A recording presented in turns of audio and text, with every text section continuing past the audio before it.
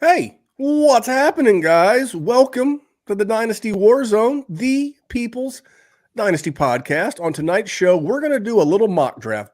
And who doesn't love a good mock draft and how timely the combine has just ended? But this man's back and we're just beginning. You know him better as the man of the hour and the man with the power. Jerry Sinclair, how are you, buddy? I am absolutely phenomenal because we have crossed off something from the checklist. The first off-season checklist, the combine, done. We're going to work through free agency. We're going to work through the preseason. We're going to work through all of it, and we're going to get there again. We're going to work through startup season. Then it's going to be football again, buddy. I'm excited. This is the thing about summer. Everybody loves summer. The weather's so nice. No, summer gets in the damn way of football season. I need to get summer through as quick as possible so I can get back to football season. I'm going to keep it a buck with you. I like summer because it's baseball season. But I got to be honest, my kid's in high school. Baseball season starts next week. So by the time the summer gets here, it's hot as balls. I met you in Iowa, not met you, but we met up in Iowa last year. What was it, like 97? Yeah, it's like 97 all the time. 0% shade, 100% humidity. It was absolutely the plains atrocious. But combine, what'd you think? Just so don't want to go too much into it. We have a mock draft to get into. We got good people, bad tweets, but just some initial thoughts. Were you blown away? Was it what you expected? Position group, anything? You want me to be honest with you? I think it was the least sizzly combine we've had in a while. We've got a lot of quarterbacks that we would have loved to see and do things. And I understand from their perspective why they didn't do it, but I didn't get to see it and I'm selfish and I wanted to. So that sort of sucks. There's no unbelievable running back competition. Like we're not looking at Breece Hall versus Kenneth Walker, and we're not trying to do all that. Like we're picking between B tier guys at that position. And then as far as the wide receivers were concerned, we didn't see the top end guys. So we're picking between the scraps that we got to pick at the end of the first and the early second. No, they showed out. They created names for themselves. They did good enough. So, I mean, I'm glad that I got to watch it, but that was that. Okay, that is that. I feel like I've frozen up on my end. Do I look okay on your end, Jerry? You look great. Okay, so it's just my computer, not a big deal. Yeah, I was impressed by the combine. I think you worded it very well that it was not substantial, not sizzling. There was sizzle. There was a little sizzle. There wasn't any steak to it. I think that was my issue. All the steak guys were not there. Now I lost Randy, and now I got to wing it, and I'm absolutely horrible at this. I can't do a mock draft by myself, but here we go. We're going to try it as best we can, boys. Justin, I'm just going to answer your question because I don't have Randy, and he's the one that runs everything, and I'm absolutely a terrible host. So would y'all trade Waddle and Pacheco for the 109, 111, 205, 25 first? Yes. That's so much value. Like the chances that 109, 111, 205 work out for you, they're hit or miss. I'm going to be honest with you. But that's just so many shots for Isaiah Pacheco. Are you really excited about Isaiah Pacheco to be in your lineup? When it's championship time and you got to plug him in, do you think he's going to be a difference maker against the guy that you're playing? I would say no. And has Jaylen Waddle been that? I don't think so either. You know, he's like Devonta Smith. Like you're happy that you have him and you're chilling. Randy, hi, welcome back. I was filibustering. I answered Justin's question on a trade. I took the package. What would you go with? Pacheco. So trade Waddle and Pacheco for the 109, the 111, the 2. Yeah. That's a sack full of goodness right there. I'll be honest, it's about 2 firsts too many. If I think the 109, the 111, and the 205 are, I think that's fair. as compensation for those two guys, especially with Waddle doing what he did last year. Is he what he was 2 years ago? Is what he was last year? So I want to thank everybody. Jerry, I thank God for the task manager. I was able to go in, jump out. For whatever reason, Chrome just froze. But we're going to regroup right after this ad. Now, I know many of you are looking for a secret weapon for your Dynasty League, and I have it. It's called the Dynasty Dominator app. You go to the App Store, go to Google Play. It's right there. It's $5 to download, and then every year it's $5 to load the next incoming class of rookies. You can add Superflex, add tight end premium. It's incredible because it allows you to look up players. It allows you to vote on whether a player is a buy, hold, or sell, and then see the market sentiment on that player. And you can compare their lifetime value rating from Player Profiler to their Dynasty ADP at the FFPC, all in the price lookup tool. And beyond that, we have a trade analyzer, so you'll never lose another Dynasty trade again. And in our settings, you can set this is a win now team, this is a rebuilding team, and then we let you compare players. Look at their metrics side by side, prospect metrics, NFL metrics. It's all there. It's $5 in the App Store. There's some add-ons for Superflex and to buy the upcoming rookie class. Every year, you're going to spend $5 on this thing, and it's going to be well worth it. Well, Jerry, I got to the during the commercial break, I got to the bottom of what caused my computer to freeze up. You know what it was? I will say a joke, but I don't want to get kicked off a Player Profiler. So you go ahead and just keep going. It's tonight's good people, bad tweets. And it's not really a tweet, but it was probably the most viral thing in the fantasy community over the weekend. Did you? I don't know how you could have missed it. It had like 5.3 million impressions. It was Dustin Ludke, and I'm hope I'm pronouncing his name correctly.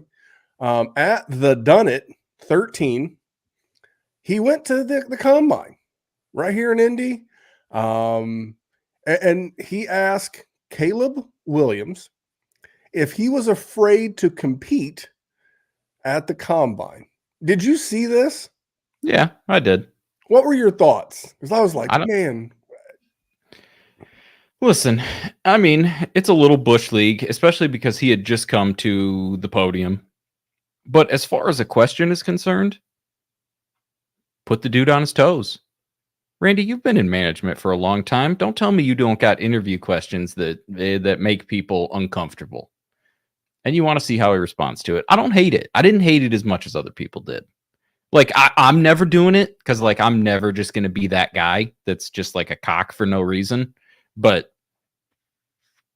I mean, we're talking about whenever they've done NFL player interviews, they've asked the stupidest, most obscure thing in the history of the world. And I would rather listen to a question like that than a underhanded just gimme. Well, several layers to this onion. You know, like what'd Shrek say? What'd Shrek teach us all? That ogres are like onions and they have layers. This situation has many layers. First of all, from the competing standpoint, I kind of get that. And I used to have a very similar philosophy. I'm like, why would you not want to go? Why would you not want to compete?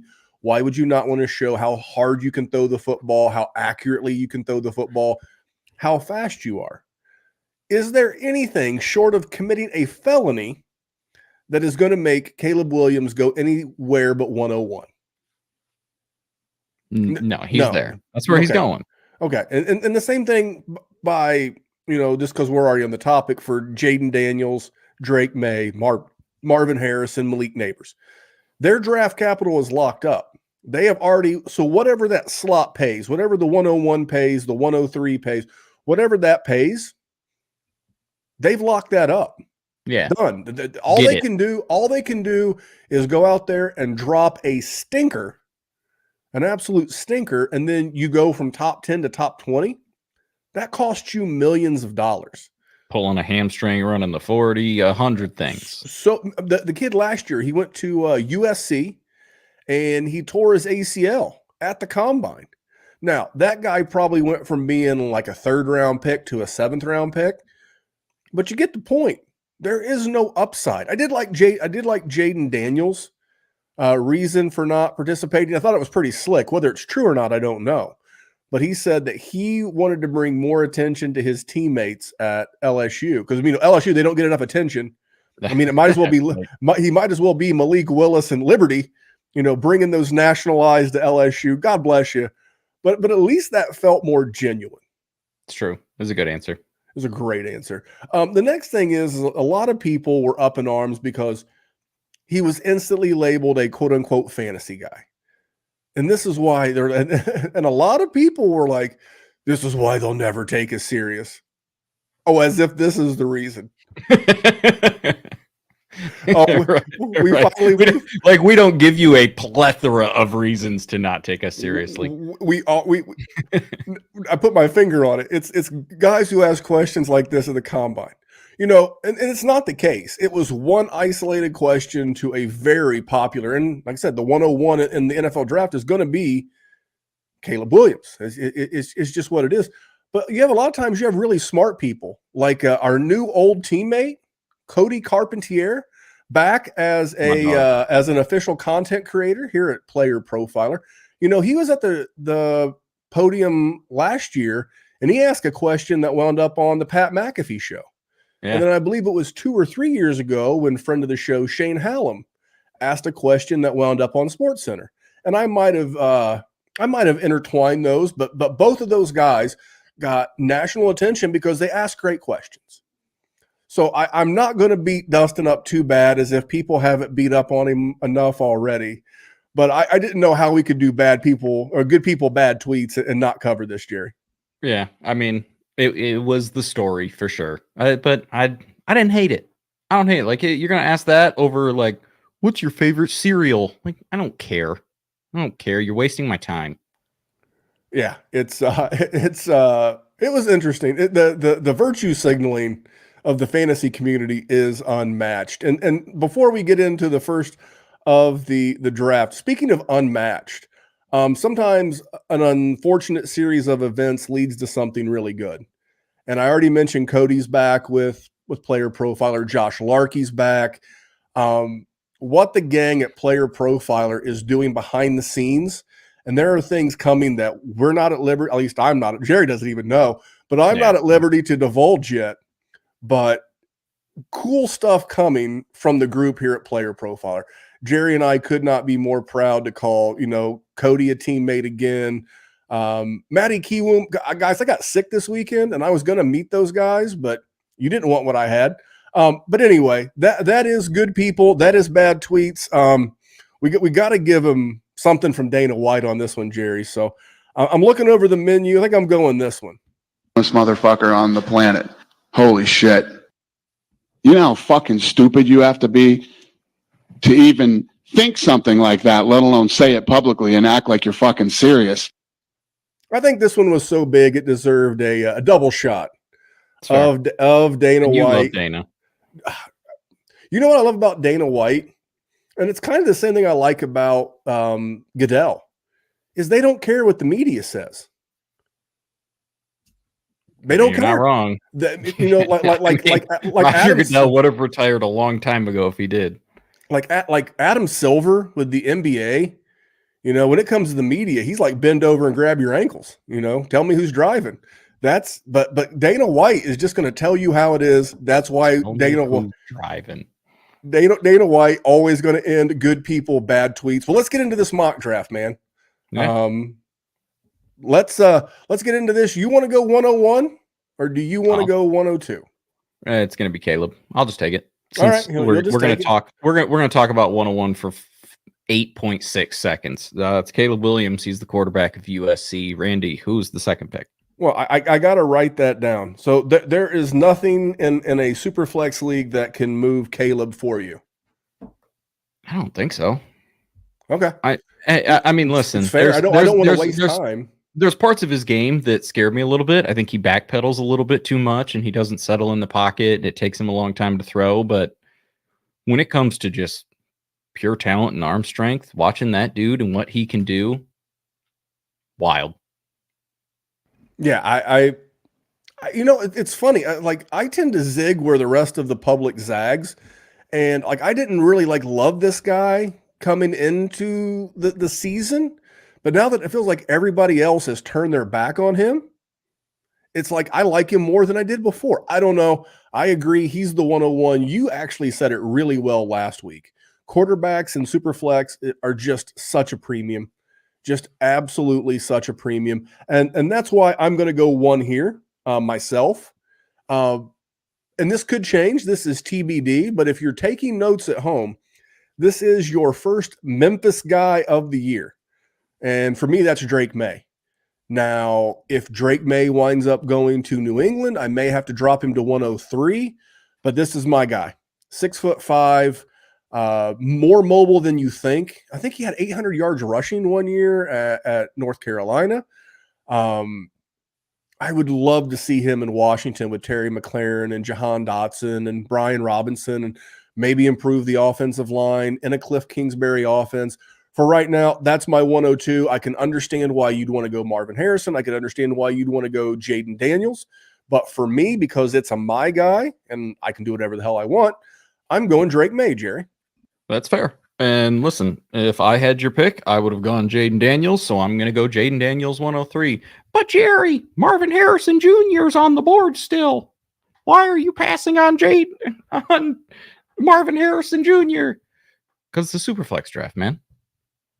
I mean, Garrett Wilson was in the same exact spot a few years ago. Would you rather have a quarterback or Garrett Wilson at this point? I mean a vast majority of the quarterbacks that are going. So I'm Jayden Daniels, Heisman Trophy winner. He runs. I'm sorry. Theo, I do apologize. I hear you. I understand it. But I'm talking about a wide receiver here over a quarterback in a Superflex league. When you have a quarterback problem in a Superflex league, it takes you immense time to rebuild it. If you have a wide receiver problem, you can patch it together. You cannot patch together a quarterback problem. Let me ask you a question before I address Theo's, little statement there. Not little. It's all caps. It's the immense disrespect for me. Does that change if Jayden Daniels happens to be the one who goes to New England? Or are you going to learn from last year's mistake where we weren't going to take CJ Stroud because he went to Houston? Well, no, I was always a CJ Stroud guy for the record, but that is true. That is true. I agree with you. There's situations where it 100% changes. But I'm just doing it with the information that I have and with the foundation of how I have played this game for a decade plus. I can fix a wide receiver issue. If I pin together a bunch of quarterbacks, you know what I get? A bunch of bad quarterbacks, and I don't beat the teams that have Josh Allen and Joe Burrow and Lamar Jackson and everybody else. I've got teams that have Justin Jefferson, and then they've got Kirk Cousins and Daniel Jones. And you know what happens on those teams, Randy? They're fucking bad. Well, they wind up like getting like third or fourth in the league. They just don't have the horsepower. And this is my philosophy. And I've said this last year. I'm going to say it this year, and I'm going to say it next year. The NCAA continues to give us wide receiver class after wide receiver class after wide receiver class. Go back and look at the last 5 or 6 NFL drafts. They've all been good wide receiver drafts. They have 4 or 5 or 6 in the first round. That's not going to change. It's not. But when you have a shot with these premium picks, you have to take the quarterback, especially one as talented as Jayden Daniels. Because you know what? If you have the 103, there's a good chance you have the 203. And when we get to the 203, you're going to be able to put a wide receiver or maybe someone else in that spot. So that's why I'm with you. I'm taking Jayden Daniels, but I am taking Marvin at 104. Well, of course you are. I underhanded that one to you. But the other thing is, if you're picking at 103 and you're taking Jayden Daniels here, you probably don't have a great team, right? Because you're picking at 3. And then you probably need a quarterback because most of the teams that are bad don't have good quarterbacks. Because if you had 2 good quarterbacks in a Superflex league, you wouldn't be picking at 103. And next year, the quarterback class is just not the same. So if you get one of these early picks and you're oh boy, maybe Quinn Ewers is going to pop off, even though he just lost 2 wide receivers that ran 4.3 and 4.240s. I mean, we'll find out, I guess, but no, I'm taking it. But anyway, Marvin Harrison Jr., 104. Yeah, just Shocker. Quick synopsis. He's the best wide receiver prospect I've seen since Calvin Johnson. So I don't need him to. I don't need to see him run. I've watched him play a lot of football. So I'm 2 big thumbs up on Marvin Harrison. I think the draft really kind of starts now. These will be your top 4. I'll be curious to see who you go with at 5, given that this is tight end premium. Hint, hint, wink, nod.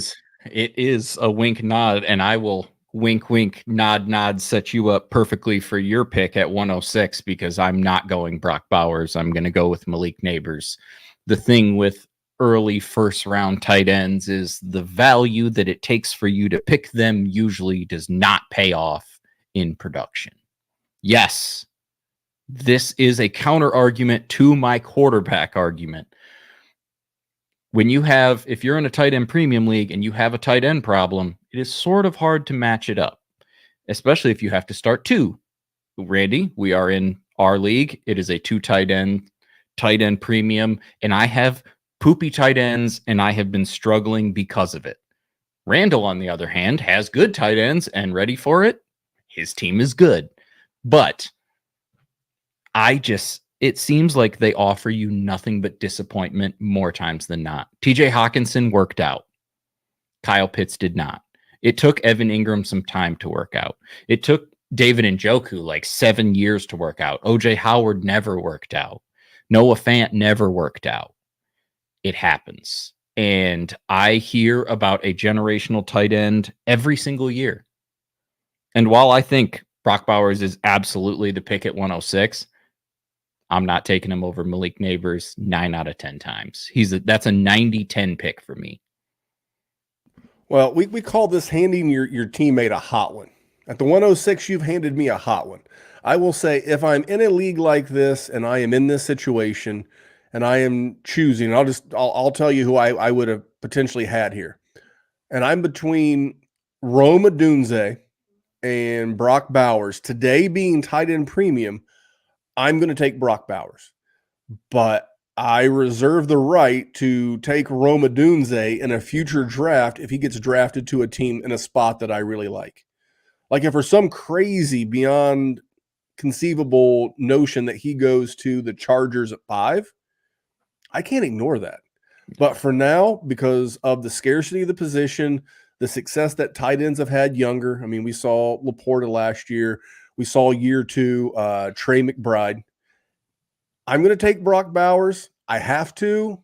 I might look to trade out of this pick if there's a Brock Bowers guy, but there's no trades in this draft, so I'm taking Brock Bowers. Which is fair, which you have to. And we're setting me up for another easy one. Rome Adunze. I mean, big guy, still ran in the 4.4s, looked good in the gauntlet, had a ton of production. I mean, he just seems like he's almost locked in to that wide receiver 3 spot at this point. We're getting pretty chalk with where we're at and who we're liking. I am curious to see where he ends up, because if he ends up in a bad spot, I will be less likely and I will hate that I took him here. But as of right now, so easy for me.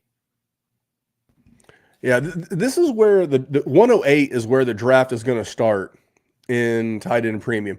I'll be honest, and his name will come up. He won't fall too far. There was a wide receiver that Jerry and I talked about on the pre-show for our patrons over at patreon.com/Dynasty WarZone. But there was a wide receiver I was ready to potentially move into the big 4, and Jerry squashed it. So the 108 in Superflex tight end premium is where this is going to get interesting. I'm actually going to go with Troy Franklin out of Oregon. I just like the talent. He was always my wide receiver 4. I'll just go ahead and say the name. I was going to move Brian Thomas ahead of him.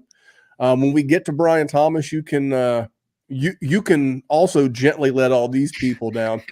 I like Troy Franklin. The Podfather likes Troy Franklin.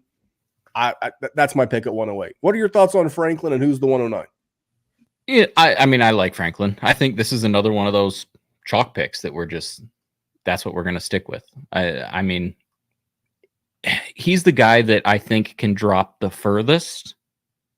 I think this is sort of where his ceiling is. I don't foresee a situation where a lot of the community is going to have him jump Rome Adunze, and definitely not Malik Nabers, and definitely not Marvin Harrison Jr. But should he end up in a poor situation, I could absolutely. He's like that guy that everybody likes to talk about, and then the NFL draft happens, and then all of a sudden you're taking him at 301. Like I'm not necessarily saying that's going to happen, but he seems like he has the widest range. I am going to go with Trey Benson, because if you think there's a situation where I don't take a running back, that's not it. Listen, if we're going to compare Trey Benson and this running back class to other running back classes, no, maybe he doesn't deserve to go in this spot based on value, but for what I potentially get, I'm getting a rookie running back who ran a great 40 and has a good stats and looks pretty damn good. I am a Jonathan Brooks guy, but with the injury, not knowing what it looks like, it would be disingenuous of me to take him over Trey Benson based on how Trey Benson's profile is and how well he did at the combine. Randy, draft running backs, trade for wide receivers, man. You talked about it earlier. The NCAA is just spitting wide receivers out like it's nothing. But fantasy players need running backs. Because at this point, they are the hardest position to deal with, because we got to deal with split backfields everywhere. Like there's really no situations where it's, oh, okay, workhorse. This isn't 2005 anymore, unfortunately, when they made it super easy for us. So I'm going to take Benson. I'm going to take a stab at it. If I'm at 109, I got a pretty good team anyway. And if there's a person that I can get quick value with, it's a running back, or I'll know that they're crap real quick. Well, you stole the point I was going to share, is that if you have the 109, that means you finished fourth in your league last year. If the 109 is your pick and you didn't acquire it via a trade, and you may already have some good wide receivers, and maybe your running backs let you down. I think this is a great spot in Superflex tight end premium to start looking at running backs. I'm not going to spoil the rankings. You should go get the Dynasty Dominator over or the all-in package over at Player Profiler. But Trey Benson moving on up the rankings. This is where it gets tricky. I almost want to go quarterback here. I'll be very honest, because there's a couple of them that I want to go, and a guy that I probably like more than you, and it may be too early, but it's the 110. I like him. I think I'm going to be another Memphis guy. I'm going Blake Corum. Now, you had some pushback. I think this may be a little high for him. That's okay. I'm going to get the running back, because when I'm looking at wide receivers like Brian Thomas Jr. or Xavier Worthy or Adonai Mitchell, I start looking at those guys, and I'm like, or would I rather have a guy like Blake Corum? I know he's older, but I look at running backs as like lease cars. You get one, you get it for 4 years, you sign that contract, you use it, and then you turn it in and go get a new one. That's what running backs are. You get the occasional special one like a Bijan Robinson or a Breece Hall or what have you, and maybe you keep those guys a little bit longer. But at the 110, a little early, but I like Blake Corum. I don't hate it. My issue with Blake Corum, and I said this in the Patreon podcast we did before we started recording, he just was so dominant on the goal line in his time at Michigan. Broke the all-time Michigan touchdown record. And I don't know if you know anything about Michigan football, but they've been around for a very, very, very long time. And so to have that record is something. My issue is when you are 5'8" and you are 200 pounds and you don't have tons of pass catching, I don't foresee you being a long-term asset on the goal line. I like Blake Corum. And I mentioned that I saw somebody say that he was comparable to Doug Martin in size and as profile, and I thought that's great. Because if he can be Doug Martin, then taking him here, Randy, is a hell of a pick. And as far as 111 is concerned, yes, sir, we're just going to keep on rolling. I think it's the biggest winner. It's Xavier Worthy from the Combine. I think he helped his stock tremendous. Yes. I'll let you make your point about it. But he was unbelievably fast to the point that it's unbelievable that is the same species as me. Because I would have not only torn a hamstring, not only would have torn my hands and my face up on the rubber track, but it also would have taken me 8.4 seconds to get that 40 yards. And that dude did it in 4.21. Absolutely unbelievable. Absolute specimen. But he's also he's been successful and he's been good. He's got warts, but we're living in 2024 in this dynasty community. If you think that man running a 4.21 didn't put him in the first round of a Superflex draft, and you don't think it's going to tremendously help his draft capital, you're lying to yourself. He is also moving up the ranks over at playerprofiler.com, the rookie ranks. I'm going to go Jonathan Brooks. If I have the 112, then I won the league. If it's my pick. And that feels like the kind of team where I can afford to wait a year for Jonathan Brooks, if that ends up being the case. All the same stuff that we heard 2 years ago about Breece Hall when he tore a late ACL. Remember that, Jerry? Oh, he's gonna start on the pup, and he's going to get off to a slow. He set your hair on fire. Yes, all right. I've stopped looking at ACLs, and I even heard this on the Mind to Mansion the other day. Talking about ACLs. I'm like, is it 2024? Is it 1994? These things have changed. Now I understand they're all unique. They're like snowflakes, but I'm like, I'm not caught up anymore on an ACL. I mean, it's easy to say when it's not my ACL, right? But the recovery and the medicine and the stem cells and all the stuff, it's just changed. And the recovery has changed and the players have changed. I don't know. It just, for me, it's not a big deal because I could get some use out of him. But at the 112, I think this is an absolute bargain, especially if he gets day 2 draft capital. 100%. I mean, that's my guy. I mean, if he's healthy and he's roaring and he's ready to go, I think he's my 108 pick, maybe 107 pick, depending where Adunze goes. And I'm very happy about it. For 201, starting off the second round, we're going 2. Hold on. We're going 2, right? You want to repeat? Oh, my goodness. You got to Look at you being a friendly host. See, when you were gone, I told you don't read the reviews. that I'm a terrible host, and I'm just going to end up rambling and filibustering. When look at you. If you want to be a professional, you go ahead. You be a professional. I am going to be a professional. When people say, hey, when you do these mock drafts for us audio consumers, would you mind? Because they skip Jerry's picks. Every time they hear my voice, they just beep, beep, beep, 15 seconds ahead. I'm not saying whether that's true or false, but I am saying the listeners have said they want a recap. So 101, Caleb Williams. 102, Drake Maye. 103, Jayden Daniels. 104, Marvin Harrison's on the board. He's no longer on the board. He was the 104. Malik Nabers, 105. Brock Bowers, 106. Adunze, 107. Troy Franklin, 108. Trey Benson, 109. Blake Corum, 110. Xavier Worthy, 111. And Jonathan Brooks, 112. Well, that was a lot of recapping. So what I'm going to do is I'm going to let you hear about the injury finder while I get a drink of water.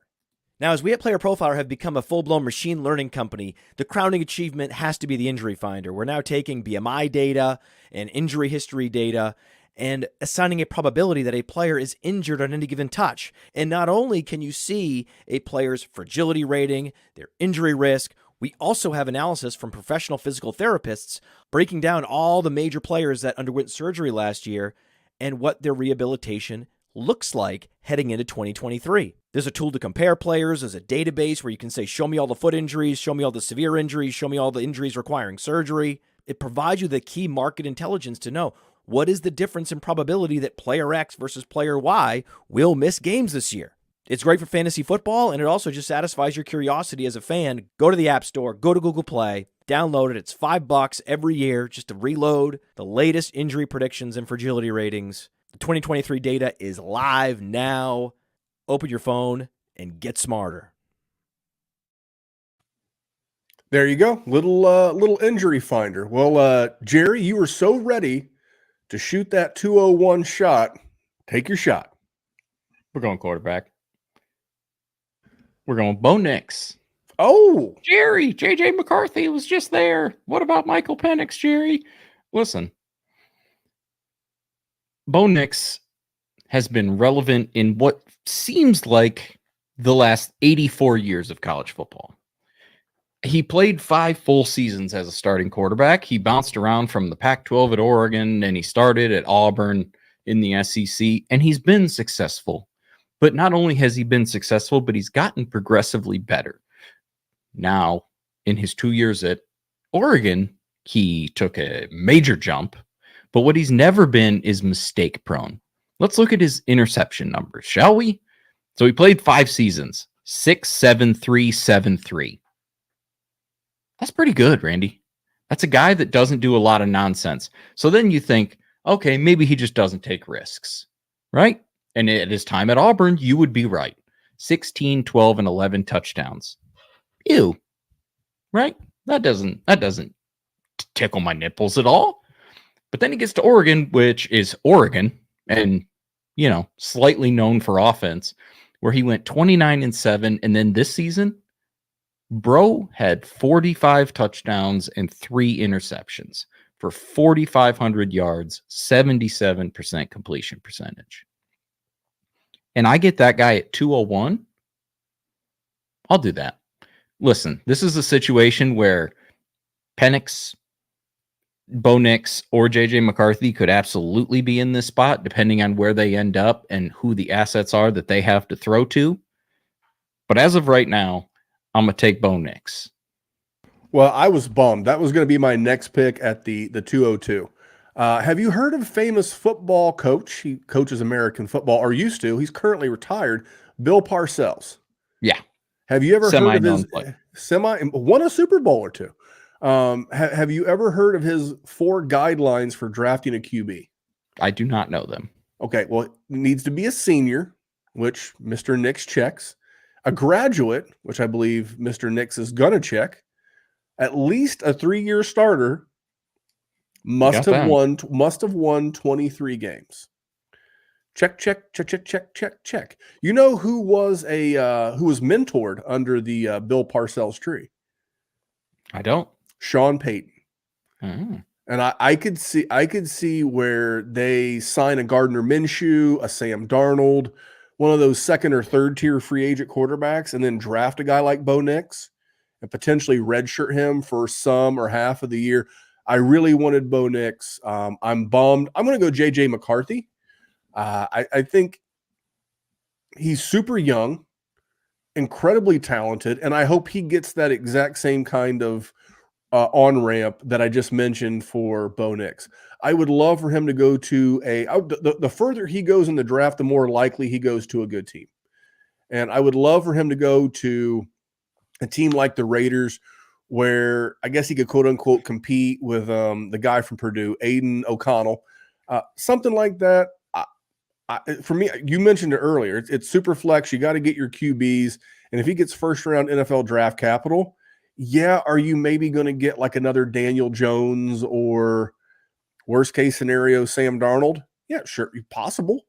Mm-hmm. But you know what? Both those guys have given you many type usable games throughout their first 3 years of their career. So I'm going to go JJ McCarthy. I really like that Bo Nix pick. And if JJ McCarthy goes like to Minnesota, you're taking him at 108. So he's got the chance to jump up a ton. He's shown flashes. We've seen what his ceiling can be, and it's unbelievable. We just haven't seen enough of it. And that sucks for us. But also, Michigan was winning with the style that they had, so they didn't change it. And that's all good. I'm going to take Braelon Allen at 203. I don't think there's many situations where Braelon Allen is going to end up right here. I'm not even a huge Braelon Allen guy. I think he's fine. Like he's a unit. Bro's a tank. I don't think he does anything super awesome. He bench presses real well. He had 26. Yeah. He had 26 reps. Yeah. Not a very like bursty Corum did fella. too. Not a very no, bursty and fella. he was smart not to run the 40 because it would have not been great and it could have hindered him. And he's got good tape. He's got good tape, and if you look at him next to all the other running backs, he looks like an animal. So I think he helped himself, and depending on the situation, he absolutely could jump up just an absolute ton of picks. His brand is not exactly simpatico with what I like to do with running backs. So that's why I'm going to take him, only because we've fallen this far, but don't love it exactly. And I think that'll piss a lot of people off. Well, you have always been good at pissing a lot of people off. I like Braelon Allen. I mean, you know who saw him over the last couple of years while they were the head coach of Michigan? Jim Harbaugh. You know who might fit that monster? I mean, everybody obviously, it's way too early in the mock draft process to start hyperbolizing and doing theories on where these guys will end up. I'm just saying that a guy like Braelon Allen in a Jim Harbaugh offense with Justin Herbert, you'd have to love it. Yeah. I don't think he's a Derrick Henry type, but I'm going to go Jaylen Wright. This is the part of the draft where I could care less about wide receiver. There's going to be so many dart throws, and I know you're going to be like, what about Brian Thomas? We'll get to him. We'll get to him. We should. We'll get to him. But Jaylen Wright, love the speed. He's the sleeper that's not really a sleeper because everybody, on Twitter has been calling him a sleeper. I like the kid's game. This is the part of the draft where I'm a running back guy. So I am going to get Jaylen Wright here, Jerry. Yeah. I'm not going to be mad at you because, there is a lot of just picking and choosing at this point. I think we've hit that range of guy where I like this guy. I'm going to take him here. Like, there's a chance he falls to 304. I can also take him right here, and I don't give a damn about it. I'm going to just keep firing quarterbacks because I do think that some combination of Bo Nix, JJ McCarthy, or Michael Penix is going to end up going in like 108, 109, 110 range.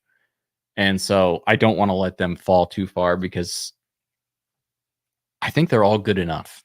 And I think they all should be in that range. It's just where are they going to end up? Because somebody's going to end up in New England and we're going to hate them. And we're going to disrespect them. And they're going to plummet further than this. So I'm going to take Michael Penix just because dude's an animal. Now, he had a lot of talent at Washington at pass catcher and at running back. And the whole offense was good. But he was good at Indiana too. He has just continuously been good. I just like him. I think I like him more than I like Bo Nix and JJ McCarthy. For some reason, I just have this gut feeling that the NFL is not. And I don't know if it's because he's a lefty or it's because he's played for 100 years, but so has Bo Nix. We'll see. I'm going to take Michael Penix, and I'm going to be pretty happy about it if I can get one of these quarterbacks in this spot come May. All right. Well, I'm going to do it. Even if they're the one that ends up in the poopy spot, I'm still going to be pretty happy about it. I'm going to do it. I didn't want to do it, but I'm going to do it. I'm going to take Brian Thomas Jr. right here. Okay. And I was fully prepared to take him much earlier. But that podcast that Jerry and I recorded for our patrons earlier, he was like, I'm not falling for it. He's like, I remember another real tall and skinny wide receiver from LSU named DJ Chark. And for me, it was literally that record scratch moment. I was like, oh my God. And then I go to Player Profiler because it's a really cool website. You guys should too. Go to Player Profiler and you pull up his card and he's a true junior, right? He's a true junior. As a freshman, he had 359 yards. As a sophomore, he had 361, improved by 2 full yards. Let's go. And then all of a sudden this year, 1,177. And he went from 2 touchdowns to 5 touchdowns to 17 touchdowns. Now, he is a super young guy. He's 21. He has no breakout age listed. His college dominator is the 20th percentile. His college target share was 12.7, 18th percentile. I know a lot of people like him. He ran super fast. I got to be honest. I didn't move him down, but I didn't move him up. He makes me very nervous, Jerry. You said DJ Chark, and you made my heart skip. Well, it's because listen, that's a bit of a lazy comp just because he was a tall wide receiver from LSU who ran in the 4.4s. I think Brian Thomas right here is 4.3s. 4.3. Sorry. Thank you. I think Brian Thomas right here is fine. You could take a shot on him. And I mean, because, even if he is DJ Chark's had some spots, and we're talking about a middle of a second. And I know that might sound egregious to some people who are listening, but if you played this game for a long enough time, you know that a lot of these players that we're talking about, while they sound wonderful right now, because we've done nothing but talk about them for the last 3 months, there's a very good chance that this time next year we don't give a singular crap about half of them, and they're going to fall straight off of the earth. So I'm fine with taking a shot with him, because if he hits, he is a monster, and I'm with you on that one. So I can dig it. I mean, the NFL and his landing spot and NFL draft capital will be the next piece of the puzzle. We know he's a good athlete. So, next pick. It's a guy that I want to love, because we are talking about the only human being that has ever lived in the history of this species who has scored a touchdown and scored on the basketball court against the Michigan Wolverines, and that is Keon Coleman. And he did that in the green and white in both of those games. So as me, a fellow Spartan, you would know that I would love this individual. But I just don't think Keon Coleman is the type of wide receiver the NFL wants. And then he ran slow, like bad slow. And he's not known for getting tons of separation. He's a jump ball guy, which is a thing of the past. But I do think he is very good at that. And we're talking about what, 207? 207? Like, there's a chance he ends up as a first-round pick in the NFL draft. I don't think so. I think he slipped out of that, but it's a non-zero possibility. And if I can get him here, that's going to be a smash for me as well. So I want to love him. Keon Coleman. I want to love him. I really do. I'm just worried that he is going to be the Kelvin Benjamin. Maybe not as many biscuits that Kelvin Benjamin enjoyed in his time, but that same sort of, maybe he has a really good season, but it's never consistent. Maybe it never happens. That's just what it feels like. Yeah, this is the part of the draft where you start getting, you're just hoping to hit here. Yeah. People always claim, "Oh, I love hoarding all these seconds." Good for you. I don't give a shit about him. Good for you. Because with really good research and work, you can probably hit 75-80% in the first round. And usually those first 7-8 picks, they all more than likely seem to work out, or at least maintain value for a while. You get past that, for every bargain bin guy you find, there's always going to be a Darrell Henderson. Look it up, kids. All right, I'm going to go ahead and go Adonai Mitchell. I hope I'm pronouncing his name correctly, but the wide receiver out of Texas. It's kind of similar to Thomas, is that, he broke out this year. 845 yards, 55 receptions. Your boy Worthy is, my opinion, he was the one there in Texas. But I do like Mitchell. Draft capital landing spot in the NFL could change this for me, but I'll just take Adonai Mitchell. I can dig that. I mean, he was absolutely one of the big wins for sure in this class. As far as my guy, I will say I do like that his burst is 96th percentile. Really good athlete. So I have no problem taking him here. This guy has been trouble for me the whole time that he has been a college athlete, because I've never really thought he was special. And yet, every single time you watch a game where his team plays, Roman Wilson just makes plays. He seems like he's going to be the guy that just can create separation.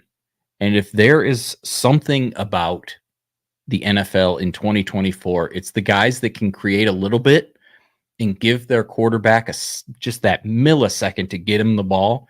They're going to find him, and they're going to look for that person. And Roman Wilson is a speedster, ran in the 4.3s, never really had super production at Michigan. But for the same thing that we talked about when I talked about J.J. McCarthy, never really given the opportunity. They didn't need to. He didn't need to catch 1,500 yards because Blake Corum was dropping his nuts on everybody over and over and over again. I'm going to take Roman Wilson. Like I said, he never really seemed like he's just this absolute animal, but broken play. And if he's a good football player and he knows the smarts of the game, which he clearly does, and he's a good athlete at 209, yeah, I think he did a lot of good for himself at the combine. Man, I was hoping to get him with my next pick. But I don't mind the pick that I got. So I'm going to take Lad McConkey. Okay. I think this might be a value, him going this late, because Player Profiler does have him higher. I like the fact that he's 6 foot tall, weighs 186 pounds. And I think that's going to play real well in the NFL. Because part of the reason why I like Cooper Kupp so much is that Cooper Kupp was like 6'1", 6'2". Same thing as Jordy Nelson, and I hate to put these guys in buckets or what have you, but, not every white wide receiver is Hunter Renfrow or Right. Wes Welker or Julian Edelman. Those guys are all, what those guys have in common, they're all like 5'9". Lad McConkey, 6 foot tall, can probably win at a lot of levels in the NFL. And I just like guys who play this style of wide receiver. You mentioned your boy Keon Coleman and how the league is going away from that type of wide receiver. And then I mentioned Cooper Kupp, Justin Jefferson, those guys that can do a lot of different things at the position. I think Lad McConkey could be like the biggest steal of this draft. So I'm going to take him here. That's fair. I'm not super sold on him, but I hear you. And I think he's going to go higher when drafts actually roll around, because I think a lot more people like him a lot more than we do.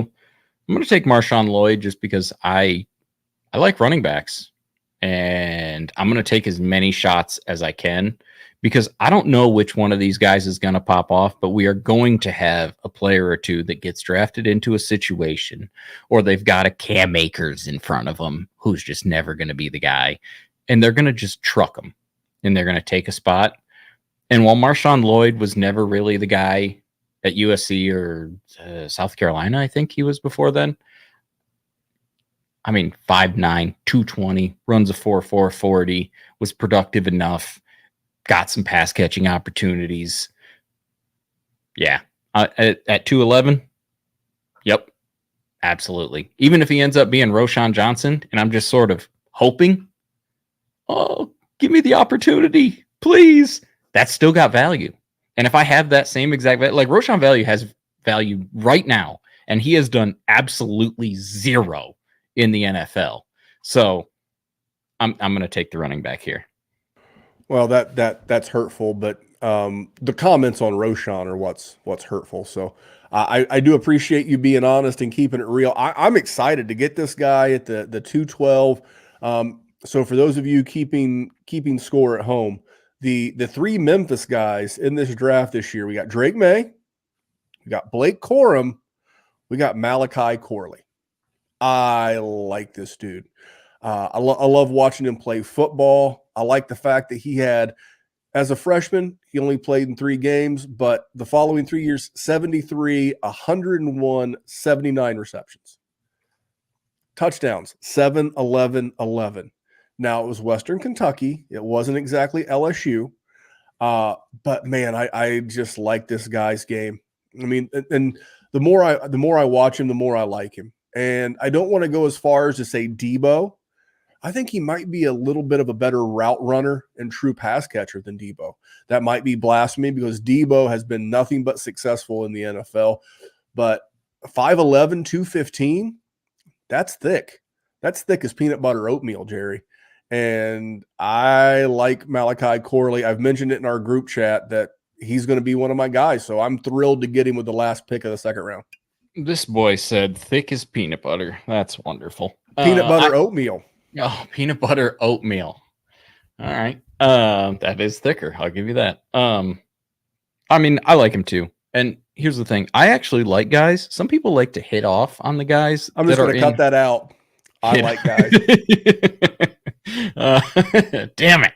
But you know, they like to piss on guys that are, you know, in those high octane offenses like Western Kentucky. I like guys that are like that. I want a guy where the offense is absolutely tied through them and they're just getting peppered over and over and over and over again. And the defense knows exactly that it's going to be a pass over and over and over and over again, and they're still productive. I like that. I'm about the guy for sure. Well, this was a good experiment. Our first mock draft post NFL Combine. As I look back over it, let me read round 2, Jerry, then we'll recap the show. Cool. 201, Bo Nix. 202, J.J. McCarthy. 203, Braelon Allen. 204, Jaylen Wright. 205, Michael Penix Jr. 206, Brian Thomas Jr. 207, Keon Coleman. 208, Adonai Mitchell. 209, Roman Wilson. 210, Lad McConkey. 211, MarShawn Lloyd. 212, Malachi Corley. The one thing that I will say is I think that as people listen back to this, they were like, I bet you if we had inverted Blake Corum and Brian Thomas, I think people would have liked it a lot more. Not that I think people will hate it.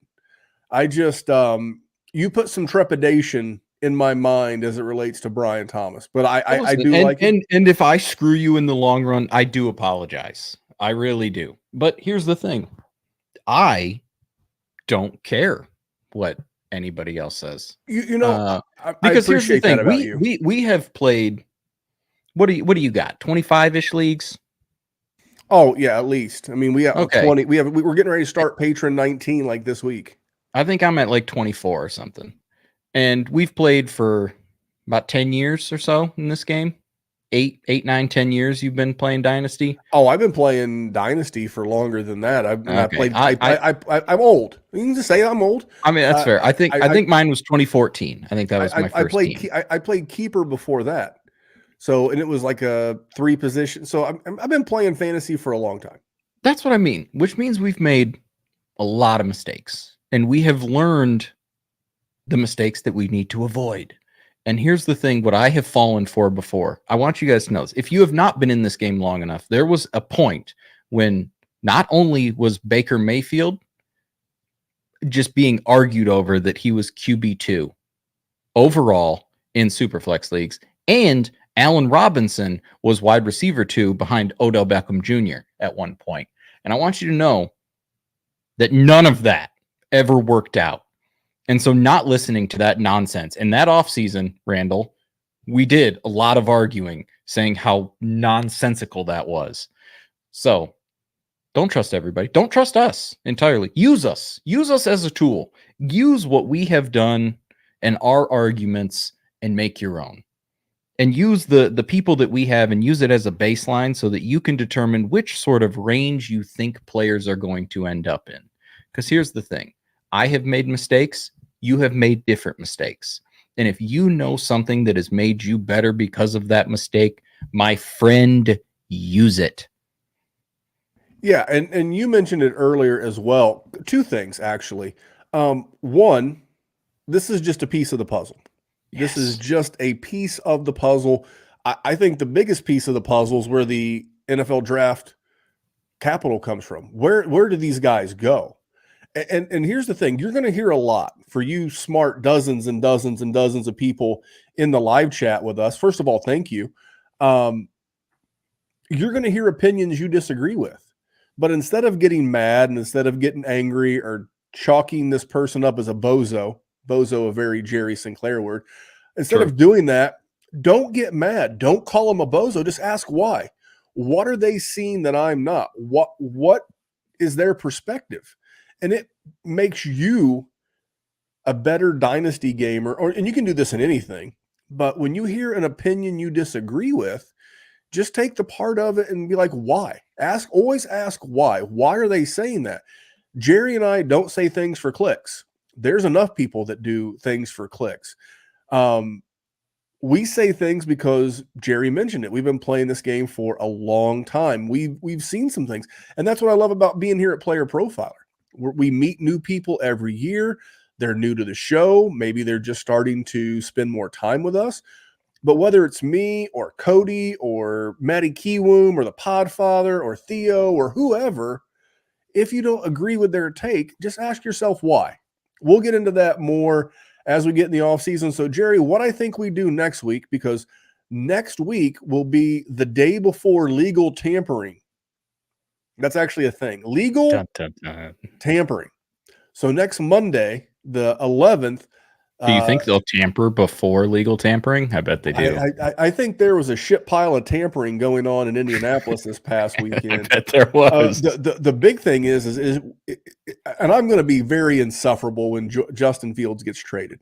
Don't think I won't, because I called that on this show. I'll be insufferable, as if I'm not already. But we're going to do that. And then for everybody who listens in the chat, so, all these guys and the list scrolls on. For you guys that have questions, next week's show, we're going to do half free agency primer, like preview, and then we'll do a Q&A. Like Franz, he was like, in a single QB dynasty league, would you ship GW and the 103 for the Sun God and the 111? I don't know who GW is. I don't either. Garrett Wilson. Wilson. I've been doing this for a hot minute. Hell, I mean, one QB league, yeah, absolutely. I don't care about the 103. I mean, I do, but I mean, I would much rather have Amon-Ra and whoever I get at 111. Yeah. So you're Garrett Wilson and who? Rome Adunze? For Amon-Ra, I get a top 4 wide receiver. So we'll do this next week. Yeah, I'll take that. I like it. Bring your questions. We're going to do nothing but prime and preview free agency, and then we'll get back into rookie. So we'll bounce back and forth, because I think this is a huge piece of the puzzle with free agency, because a lot of spots get filled, who gets cut, who gets released, where are they signing, who's getting traded, all those things. That's the next piece of the puzzle. Then we'll see like what landing spots, and that'll be a spot, and we'll take it from there, Jer. It's going to be absolutely immaculate going forward, because this is now the dynasty time to shine, baby. This is like, would you say this is more fun, or is draft season more fun? I see, like rookie draft season. Like I'm talking like May through mid-June. Rookie draft season is always the absolute most fun, because especially if you've got a lot of leagues, that means you got a lot of drafts. So you always got something going on. So I'm going to say that, but that's not fair, because that's the most fun part of the whole season. See, like that's better than the playoffs. I'm not going to lie. This is actually my favorite time, because I love second level or intuitive thinking. And I love behind the scenes, because I don't put it out there, because I just don't think there's much value in theorizing, oh, well, if this happened, then this. But I love doing it behind the scenes, because that's where you find value. It's like, well, we know Justin Fields is getting traded. It's like, I'll do you one better, Kyle Pitts. We know Kyle Pitts is getting a new quarterback. Why do we have to wait to figure out who it is? He's getting a new offensive coordinator. Why do I need to wait? The longer you wait, the more expensive. If Justin Fields becomes an Atlanta Falcon this week, you can forget about even reasonable Kyle Pitts or Drake London. But right now, today, you have a shot. And if it's not Justin Fields, it could be J.J. McCarthy. Better than Desmond Ritter. Could be better than Bo Nix. Probably better than Desmond Ritter.